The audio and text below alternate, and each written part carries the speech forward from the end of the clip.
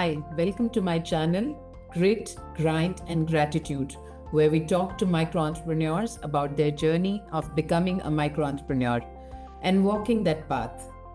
Grit, Grind and Gratitude shares stories of resilience, of purpose, and values led entrepreneurs who are shaping their futures boldly.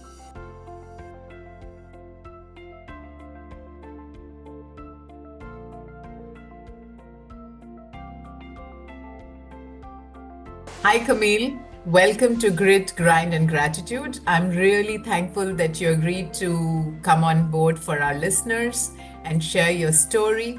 I remember meeting you in South Africa. You were doing a strategic planning session for one of the companies that you were on the board of it, and that's where we met. And I thought, okay, wow. Let me bring her on board for my listeners because I know you've started a company called Wind Down. So introduce yourself as you would want the people to know you.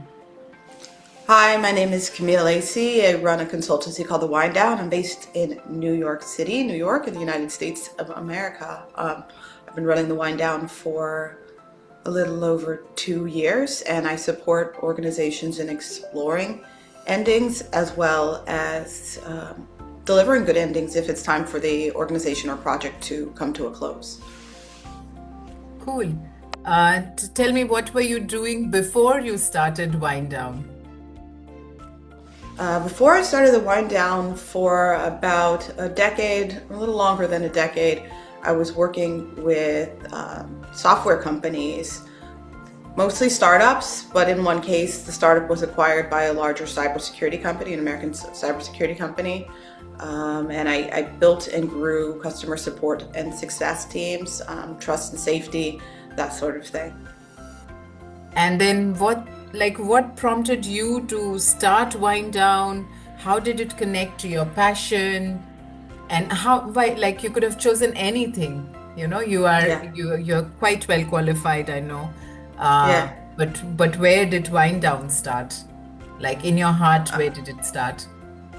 The Wind Down started in 2019. In addition to my career in tech and in software, I also was all the time involved in different sorts of community organizing, in activism, in cooperatives. When I was a student in university, I lived in a student housing cooperative, and I served on the boards both at the house level, the organizational level, and also at the national and international level around housing cooperatives and other sorts of cooperatives. So I've always been kind of running my interest in social change alongside my work in technology. And I know in technology, both open source, closed source, there are some protocols for sunsetting software, end-of-lifing software, but I wasn't seeing the same in the actual activist movements and that sort of thing. So I started to ask people in 2019, are there protocols, are there best practices for when a project or an organization is ending? Because I'd had some pretty notable experiences, particularly on an advisory board of an organization that was supporting women in open source technology. The organization exploded, and I was shocked at the way it went. And I guess I would say I'd been kind of a babe in the woods before and just thought, we're all friends, we're all like-minded, how can things go wrong? And this really exploded in a spectacular way that set me on a particular course of thinking about not only how I get involved in things, how I assess getting involved in things, but also how things end. So I put a call out to the mailing list of an organization I'm part of called the Maintainers at that point, and I was certain someone else had the answer to my question and would just send me a link and say, yes, this is how we do it, spread the word. But many people were like, there's no system they've heard of. They had a little specks of information or little people they could send me here and there, but overall, this was something that was a blind spot across social movement organizations and across industry, across so many walks of life, which of course connects very much to the blind spot we have around death, illness, and those sort of larger life endings. So what exactly does Wind Down do, if you were to describe what your services are? Yeah. This is definitely still an evolving area for me. When I started, my hope was to work directly with organizations in a consulting manner, and I do currently do that with a few organizations. I launched the project just to validate it with something called the hotline, a concept that I borrowed from my friends across the ocean who run an organization called the Decelerator. So I provide a space for organizations that are closing or in discernment around closing to just do a 1-hour confidential call with me where they talk through their challenges, and I give them some guidance from all that I've researched and all the other organizations I've worked with. Some of those hotline calls do develop into longer engagements where I'm working with organizations to manage that ending for them, help them with messaging, help them with project management, sequencing of who to talk to when, and also pulling together assets that they've created or developed over time and looking for stewards for that. And then finally, messaging that the end has arrived and sending people in new directions. Because my idea is that, and I work primarily with civil society, social change organizations, and my idea is that every ending can seed several new beginnings, especially if it's done with a lot of dignity. So that's the work I do. And I guess the third area that I really focus on and want to push more into in the coming years is working with organizations that have a portfolio, such as foundations and other donors who have portfolios of groups that they support, and helping those groups think about endings earlier in the life cycle. Many times when people come to me on the hotline calls especially, they're out of money, out of time, and they can't have a really great ending. I want people to be thinking about endings at the beginning of their inception, when they're coming together, when all that momentum is there, all that energy and excitement for the future is there. I want to be thinking about what is the life cycle of this. Many times when you incorporate a charity or other social sector organization, the form documents will say this corporation will exist in perpetuity.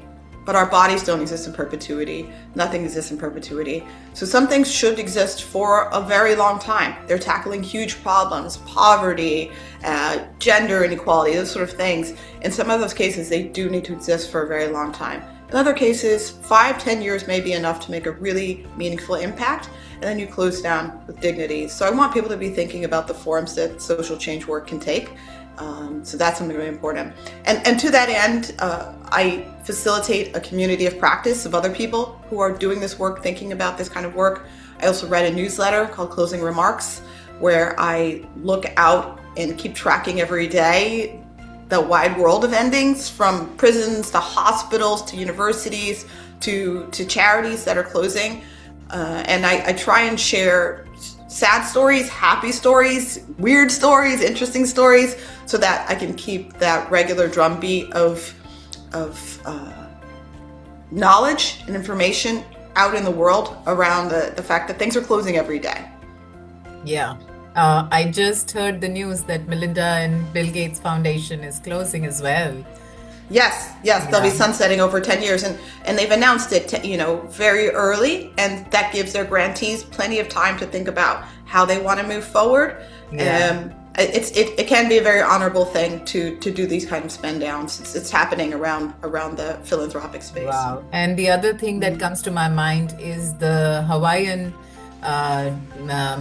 mental hospital, which was closed down, where we discovered that that's how Ho'oponopono was brought to the world. I don't know if you know about Ho'oponopono. No, I don't know. So Ho'oponopono is a Hawaiian prayer, forgiveness prayer, which I'll share with you later on. It's a simple Amazing. prayer, but yeah, that mental hospital was closed down, and all the inmates were incorporated back with dignity into society. Oh, And they wow. studied How why lovely. that happened, and then they figured out that there's something called Ho'oponopono. Yeah, it's an Hawaiian prayer. It's a powerful Hawaiian prayer. Yeah. Of Yeah, I forgiveness. mean, there's so much to be gained from indigenous ways of knowing and indigenous ways of embracing life cycles. I know after the big fires in Hawaii, when they were doing the cleanup process, before they started the cleanup every day, they would have, or at the end of every day, they would have everybody bring every grief, every problem, and they would lay things down on a mat called laula, and they would pray over that mat, and then they would shake the mat into the ocean, kind of symbolically to say we're shaking the grief and all the sadness of the day off of ourselves. So there's so many great, and I think ritual is a really critical part of all this. I want to be part of a group of people building rituals around endings. Wow, beautiful, beautiful work, Camille. Thank Tell you. me, in the last 5 years, what have been your wow moments, your high points of running this business of yours? Well, like I said, I've only been running this 2 years, so I only got 2 years to draw on at the moment. But really, one of my high points, just to speak about ritual, I went to a gathering just last year in Birmingham, UK, and it was a gathering of over 100 people who are working in endings in civil society. And one of the opening talks we had was with two people who are working in grief and death. One of them, Poppy Mardal, runs funeral services, and the other woman, whose name is Amber Jaffrey, she runs something called the Grief Gang, and she brings people together who are grieving loss of loved ones in their life. And we did a sort of round.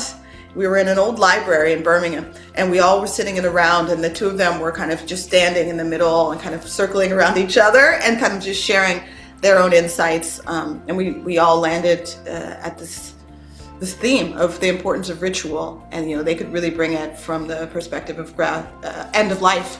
But we thought about how we can start building rituals again around this, and it was great. I mean, when I said I was coming to the conference, I'd been invited, and I said I was coming to the conference. The organizer said, "Well, don't put yourself out expense-wise, And I said, it matters so much to me to be in a room with people who understand this work and are growing this work, because I work alone. I'm a mom and I work from home most of the time. So just to be in physical space with other people where we just had an immediate shorthand. Because you could imagine, Deepa, I go to parties and people say, "What do you do?" And I say, "I help organizations close."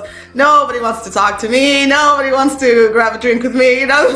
So to be in a room with people where it's like that we handle heavy stuff, and we could laugh and talk and, lament a little bit together was, so valuable. I really hope they'll do such a gathering again. The Deceleration Assembly was such a high point. From the minute I walked, the night before we had the gathering, we had a pizza dinner. The minute I sat down next to someone and just grabbed my first slice of pizza, I said, "Oh, I'm so glad I made the flight." It was a long journey, but it was really worth it to be with people who understand the work, and and are excited about continuing to grow this field. So that was really wonderful. Really wonderful for me. And then otherwise, I mean, the hotline calls are really, really powerful for me. Every single one. To get on these calls and talk to people who I've never met most of the time, or they're people I've never met, and they open up so vulnerably to me, and they're so grateful. And a lot of times, I'll be clear with them at the outset. This is a confidential call. I am not a lawyer. I'm not an accountant. If you need licensed professional services, I can refer you to someone. And people say those things are easy to find. Someone who can kind of just hold these emotions for us, hold this confusion for us, help us assess, are we on the right track, on the wrong track? How does this sound? What are the opportunities in this? That's something very rare to find. So I feel so valued every time. Sometimes I go into these calls and I'm tired or hungry or whatever, but at the end I'm like, wow, that was amazing. So Yeah, because you're putting your light so out into the world. Yeah. And it's really been so touching that people I never met before, and I usually don't see ever again. But that hour, just an hour, most of the time with people means so much. And people oftentimes will write back, some months later. Sometimes they don't even close, but they said that just that hour to be honest about their desire to close or their fear that they may have to close was really so meaningful. Wow, wonderful, wonderful.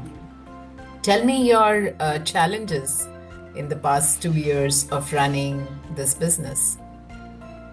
Yeah, I mean, the biggest challenge has been, first of all, not coming from the world of civil society. So many of the people I meet are career nonprofit NGO people. And so there was a whole vocabulary I needed to learn. There's so many acronyms, every field has its acronyms and stuff like that, and NGOs and MELs and this and that. So, and of course I'm still learning as I go along.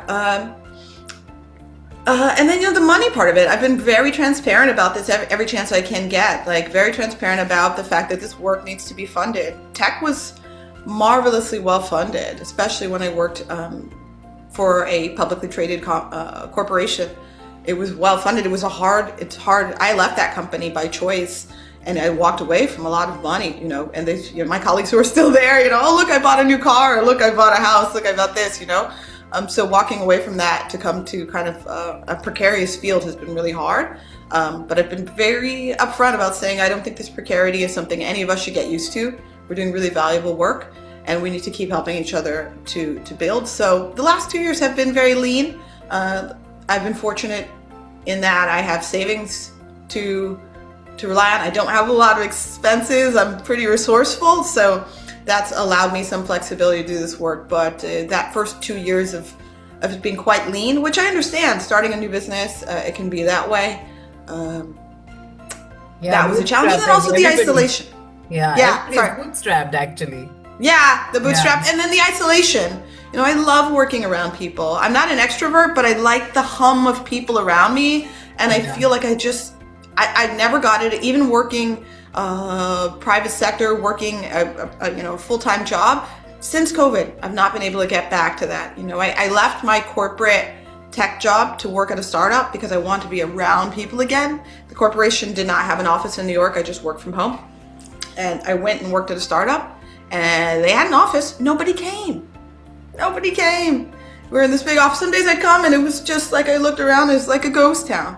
So I really do miss that drumbeat hum of people. So any chance I get to go to the Deceleration Assembly, or I'm speaking at a conference called Geo in Boston, I'd love to be out amongst people, just connecting, making us, deepening my own knowledge and sharing my work and hearing more about what other people are doing out in the field. So really, that's been a big challenge for me, is just breaking out of isolation. Have you ever considered working from a co-working space? Because that would give you that. But it's money. I know it's money investment. Yeah, it's money, and also, I like the hum of people and the familiarity of people. And I've worked out of a co-working space before, and everybody's going their own way, and they don't know you. So I think what would be ideal is if I had a group of people, other solopreneurs, who I could set times to say, okay, I'll be at the co-working space at this time. So we'll work, but we'll also, stop and have lunch together, that kind of thing.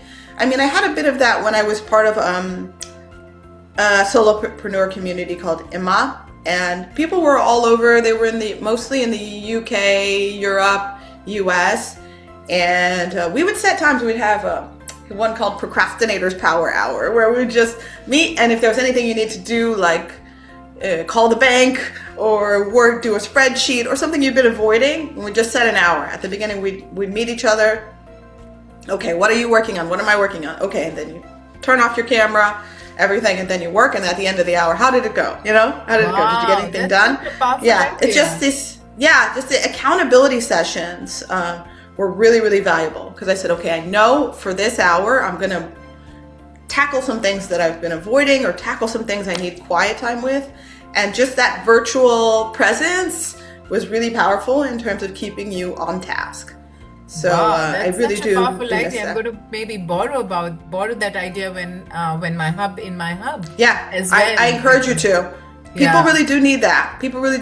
Just kind of working. I know with people with ADHD and on the autism spectrum, sometimes they call it parallel play or body doubling. And it is really valuable, because you're like, someone's working there. I can hear them breathing, or I know they're there.